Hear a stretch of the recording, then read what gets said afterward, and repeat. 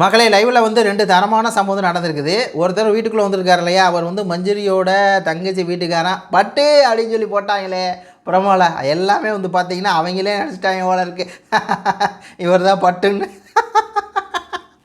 சரி விடுங்க, இப்போ கண்டென்ட்டுக்குள்ளே வருவோம். என்னாச்சுன்னா அந்த கணவர் வந்து தங்கச்சி கணவர் வந்து சௌந்தர்யா கூப்பிட்டு, நான் உங்கள் ஃபேன் வந்து என்கிட்ட ஒரு விஷயம் சொல்ல சொன்னாங்க அப்படிங்கிற மாதிரி சௌந்தர்யா கிட்ட வந்து பேசினார். இந்த மாதிரி வந்து நீங்களும் ரணவும் சண்டை போடுறது வந்து க்யூட்டாக இருக்கும், திருவள்ளுவரா ஆதிசங்கரா அப்படின்னு நீங்கள் பேசுவீங்கள்ல, அந்த கவுண்டர் வந்து சூப்பராக இருக்கும். சௌந்தர்யா ஃபஸ்ட்டு இவன் பேசும்போது பைத்தியக்காரா அப்படின்னு சொல்லி அந்த ஸ்கூல் டாஸ்க்லாம் வந்து பார்த்திங்கன்னா இவனை வச்சு செஞ்சு விட்ருப்பாங்க.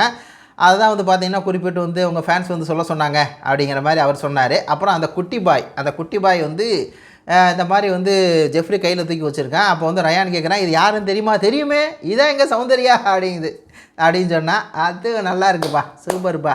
எல்லா குழந்தைகளுக்கும் வந்து சௌந்தர்யா அப்படின்னா இந்த பிக் பாஸ் பார்க்குற குழந்தைகளுக்கு, அது பிக் பாஸ் வீட்டுக்குள்ளே போகிறவங்களுக்குலாம் சௌந்தர்யா தான் ஃபேவரெட் குழந்தைகள் அப்படின்னாலே, அப்போ இவனையும் சௌந்தர்யாவுக்கு வந்து தெரிஞ்சிருக்குது. அப்புறம் பக்கத்தில் ஒருத்தன் ரயான் ஒருத்தன், என்ன தெரியுமா இவன் யார்?